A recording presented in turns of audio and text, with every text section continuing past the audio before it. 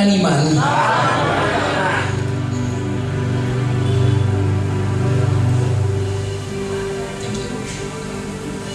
Saya sangat bersyukur ada di tempat ini pada hari ini, saudaraku.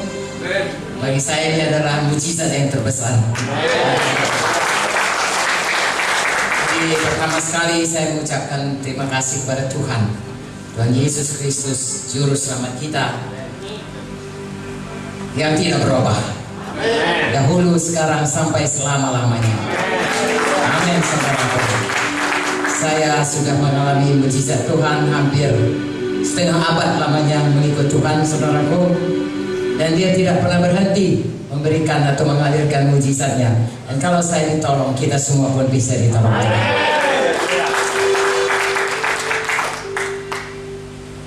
Saya mau kemudian berikutnya adalah berterima kasih kepada saudara semua di Timor Leste, di NTT, terlebih kepada hamba Tuhan Bapak Agus Leo dan Ibu Evi, saudaraku, dan segenapnya saudara, karena saya sudah menerima mujizat Tuhan berkat doa-doa saudara.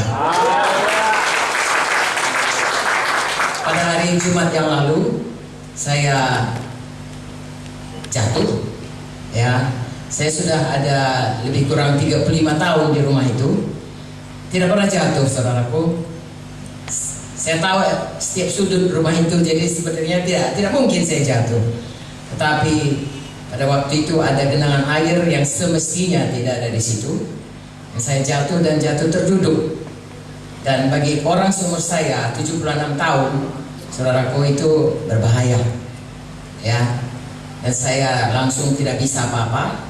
Bahkan berbaring saja pun sakit, sangat sakit. Lalu dibawa ke rumah sakit. Dan pada waktu difoto, tapi langsung Joyce SMS, ya, Ibu Bapak Gembala di sini, Bapak Agus Leo Sri Tonga. Lalu semua berdoa, saudaraku, dan seluruh Indonesia, GKI Indonesia berdoa. Haleluya. Dan setelah difoto, tidak ada tulang yang patah atau retak, semua patah. Lalu saya berkata kepada dokter, saya mau ke Timor Leste hari Senin. Dia berkata, ya kita lihat saja, karena memang tidak mungkin rasanya. Tetapi saudaraku, saya disuruh tidur, bergerak saja pun sakit, tidak bisa. Saya disuruh tidur, saudaraku, tidur total, bed rest total. Dan Bapak Agus Leo berkata, besok Ibu bangun, bangkit, berdiri, berjalan. Jangankan berdiri, berjalan atau duduk, tidur saja pun sakit, saudaraku. Tetapi puji Tuhan, haleluya, Tuhan Yesus tidak berubah. Besoknya saya memang bangun, berdiri, bangkit, dan berjalan. Tadinya dokter sudah mengatakan nanti pasang korset, pasang itu, pasang ini, saudaraku. Lalu dokternya berkata, tidak usah lagi. Haleluya, saudaraku. Hanya dia pesan, kalau Ibu ke Timor Leste mesti pakai, kalau di bandara harus pakai kereta sorong. Saya belajar patuhlah, saudaraku. Dan kemudian saya bersyukur kepada Tuhan, karena sebenarnya ini adalah mujizat. Pada umur setua saya pun Tuhan tidak berhenti memberikan mujizat. Terima kasih bagi Tuhan. Ya, sebelum saya lupa, saya juga mau mengucapkan terima kasih. Selama saya di Timor Leste berapa hari ini, saya sangat dimanjakan. Ya, saya sangat dimanjakan. Saya belum pernah dimanjakan seperti ini. Sangat mewah, tinggal di hotel yang paling mewah, saudaraku. Makan yang paling mewah, semua mewah. Lama-lama saya bisa kedagingan. Terima kasih buat Bapak Gembala dan saudara semuanya. Ya, saya akan menjaga tidak kedagingan. Tapi memang saya sangat berterima kasih kepada saudara semua, ya, seluruh sidang di Timor Leste ini, juga kepada Bapak Gembala dan semua hamba-hamba Tuhan di sini. Amin, saudaraku.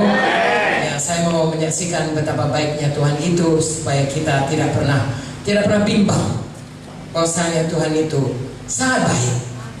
Ya, dan tidak pernah berhenti mencurahkan kuasanya dalam hidup kita. Mujizat pertama yang saya alami adalah keselamatan jiwa saya.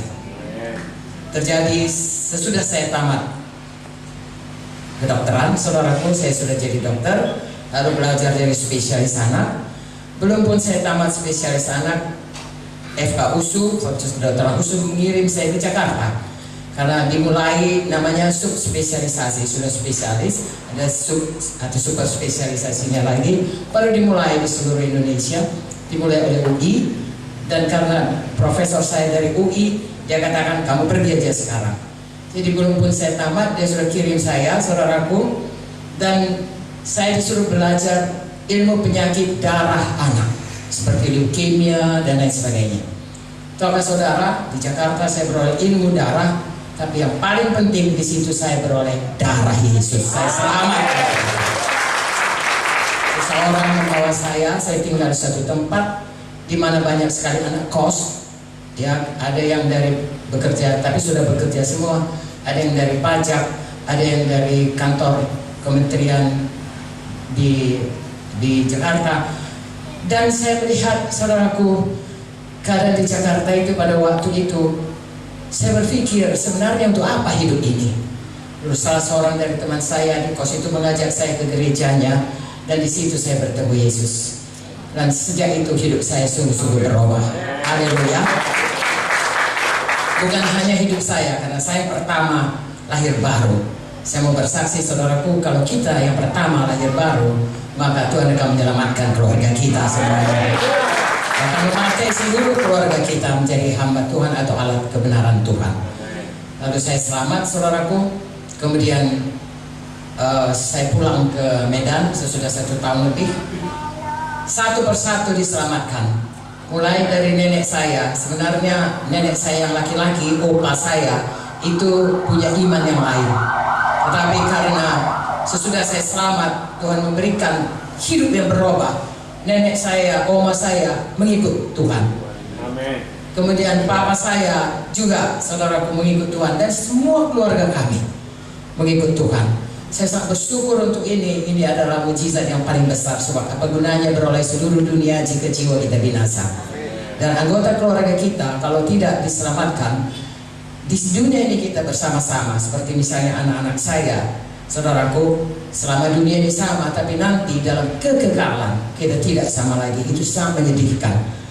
Makanya pada waktu saya selamat, saya berusaha bersaksi pada semua anggota keluarga saya pegang janji Tuhan. Kalau satu diselamatkan, seisi rumah pun diselamatkan Tuhan. Lalu satu persatu saya tidak dapat ceritakan bagaimana, saudaraku, mujizat Tuhan berlaku kepada anggota keluarga saya. Mulai dari papa saya, oma saya, kemudian papa saya, kemudian kami bersaudara. Itu sangat luar biasa. Oma saya yang tadinya saya jantung, kemudian dia sembuh, kemudian dia umur panjang, meninggal sekitar umur 100 tahun. Haleluya. Kemudian papa saya, saudaraku, dia ada 5 bersaudara, 4 laki-laki. Semua saudaranya punya istri lebih dari 1. Ya, ada yang 2, ada yang lebih. Ya, ada yang sudah lebih dari 1 selama meninggal dan lain sebagainya. Jadi pada waktu ibu saya meninggal, kami masih muda, saya berseru kepada Tuhan. Kalau papa saya meninggal, papa saya menikah lagi, kami saja sudah 7 orang anaknya. Kalau dia masih muda, saudaraku, 40-an tahun, tambah lagi 7, wah sudah luar biasa ini. Bagaimana nanti kami? Lalu saya minta kepada Tuhan, tolonglah papa supaya dia suka melayani Tuhan. Dan benar saja, saudaraku, papa saya selama 40 tahun menduda, tidak pernah menikah, tetapi melayani Tuhan. Salah satu anaknya yang paling dikasihinya adalah Bapak Pendeta Agus Leo Sritoma. Kenal sekali, saudaraku. Ya, dia sangat sayang kepada semua hamba-hamba Tuhan di GKI Medan yang kemudian diutus ke cabang-cabang. Kalau kami pergi ke luar negeri atau ke luar kota Medan, kami selalu berikan hadiah kepadanya, baju atau apa saja. Hanya 1 hari tahan di rumahnya, hari berikutnya sudah diberikannya kepada hamba-hamba Tuhan itu. Sehingga pada waktu dia meninggal, saudara, umurnya 90 tahun, kurang 1-2 bulan saja, ya, dibuka lemarinya, bajunya hanya tinggal 2. Yang lain semua sudah diberikan. Dia sangat mengasihi semua hamba-hamba Tuhan dan anak-anak Tuhan. Haleluya. Tidak ada persoalan baginya, saudaraku. Saya tidak memikirkan dia akan, sebelum kami selamat, saya memikirkan apakah nanti ada orang menggoda dia dan lain sebagainya, dan kami punya banyak persoalan dalam keluarga. Tapi sesudah kami lahir baru, tidak ada persoalan itu. Tuhan Yesus memimpin hidup Bapak kami dengan baik sampai pada hari tuanya. Lalu kami sendiri ada 7 bersaudara. Saya mula-mula selamat, kemudian satu persatu adik saya diselamatkan, dan semua saudaraku punya kedudukan. Ada pemimpin PLN, ada ya di Kendari saudaraku, dokter PMI, ada di Palembang, semuanya saudaraku Tuhan beri, ada di Departemen Keuangan. Tapi kemudian semua meninggalkan profesinya dan menjadi pendeta di GKI dari seluruh Indonesia, mulai dari Jabodetabek, Jawa Barat, Bandung, kemudian di Kendari saudaraku, Palembang, ya semuanya. Jadi saya sangat bersyukur. Bagi saya itu mujizat yang besar. Amin. Bagaimana saudara-saudara saya dipanggil Tuhan untuk menjadi hamba Tuhan, bukan hanya selamat tapi jadi hamba Tuhan. Dan saya melihat generasi berikut, saudaraku, anak-anak kami. Saya punya anak 3, yang tua Gideon, sekarang dia menjadi ketua umum daripada GKI, ya, Gereja Victoria David de Indonesia and Timor Leste juga. Dan sebentar lagi mungkin Australia, dan sebentar lagi seluruh dunia. Tuhan menghendaki kita pergi ke seluruh bumi. Dan ini adik-adiknya 2, Vicky, Victoria. Nama Vicky adalah Victoria David, Victoria Faith Monte. Ya, dia lahir pada waktu gereja ini dibangun. Jadi nama gereja, nama Vicky sama saja. Tidak usah heran kalau dia berapi-api. Yang berikutnya Joyce, untuk bersuka cita senantiasa. Dan dari kecil mereka sudah tinggal di rumah Tuhan.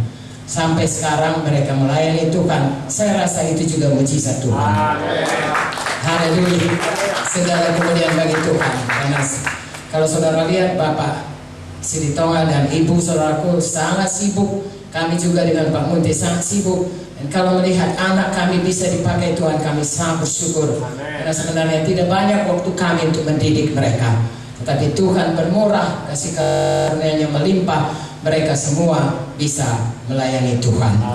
Dan saya percaya kita semua pun saudaraku, walaupun tidak menjadi pendeta, anak cucu kita bisa dipakai Tuhan. Haleluya. Mazmur 112 berkata, anak cucu orang benar, haleluya, berbahagia orang yang takut akan Tuhan, suka akan firman Tuhan, anak cucunya berkasa di bumi. Saya percaya saudaraku, generasi berikut daripada semua saudara yang ada di Timor Leste, juga semua dari GKI lainnya, anak cucu saudara berkasa di bumi. Haleluya.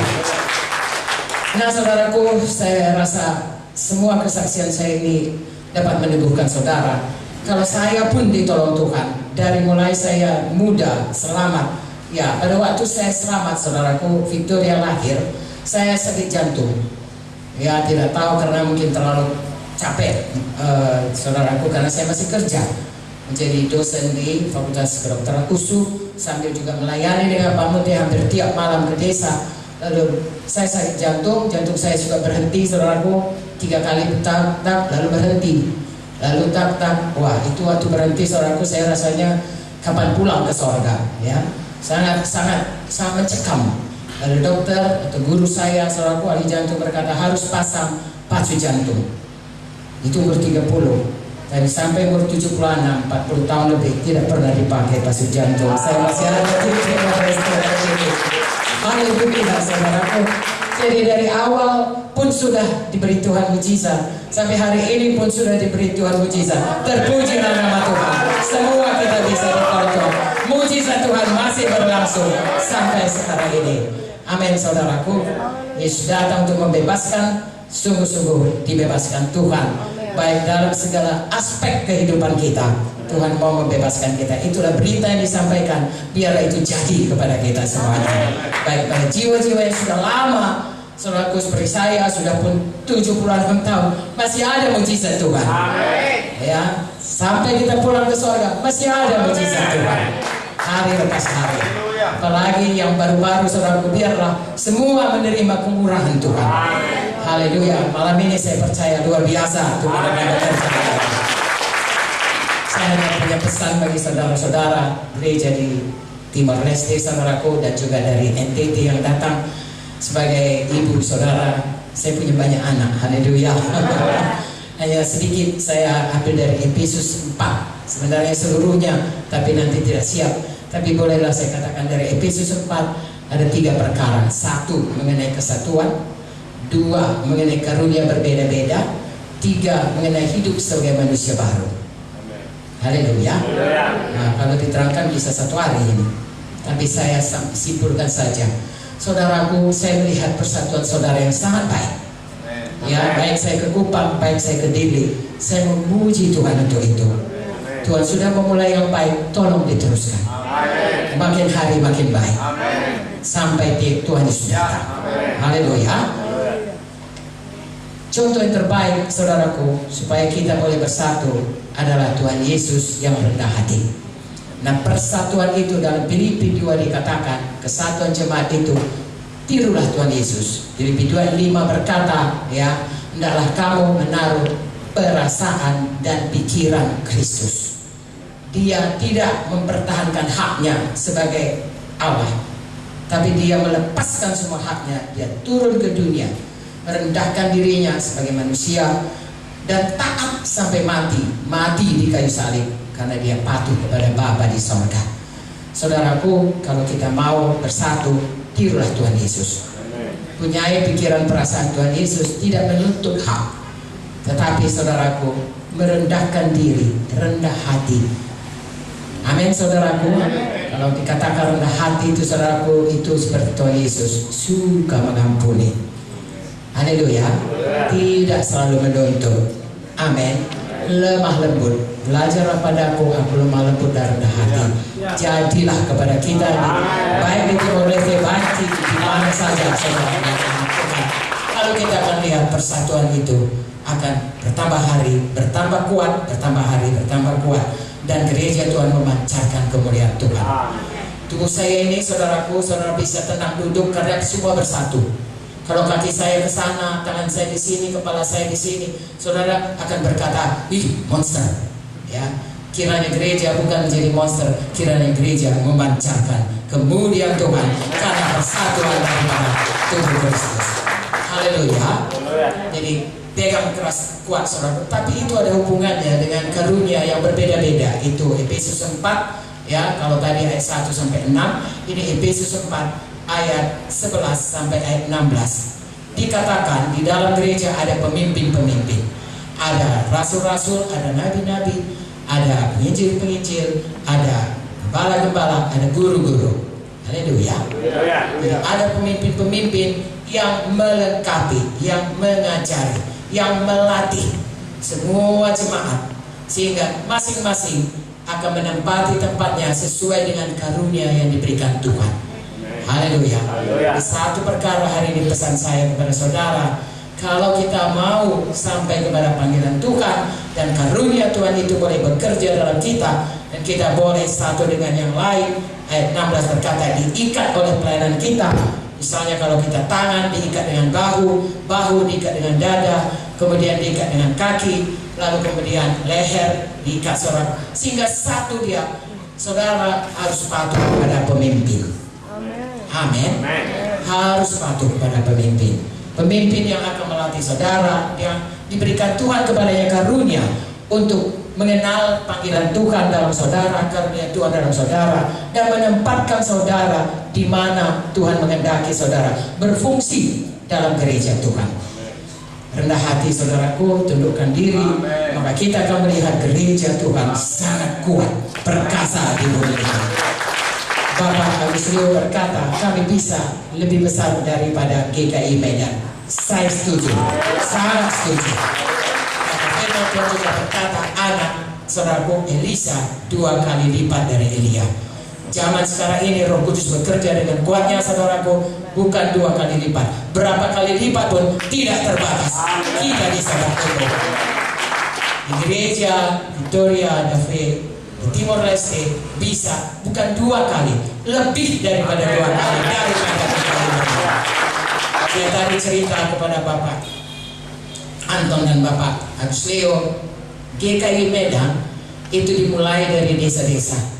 Saudaraku, dari buta huruf, dari orang-orang yang tidak kenal istilahnya animisme, ya, menyembah batu-batu, menyembah gunung.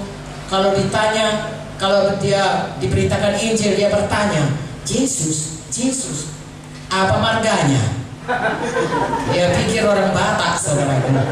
Ya, kami bilang itu orang Israel, namanya Yesus Kristus. Oh, kamu harus ditebus karena kamu orang. Oh, saya bukan orang berdosa, saya orang baik. Kaya satu kampung ini, saya orang baik. Begitulah yang dihadapi saudaraku, sangat jauh daripada terang Tuhan. Tapi begitu pun mereka bisa berubah.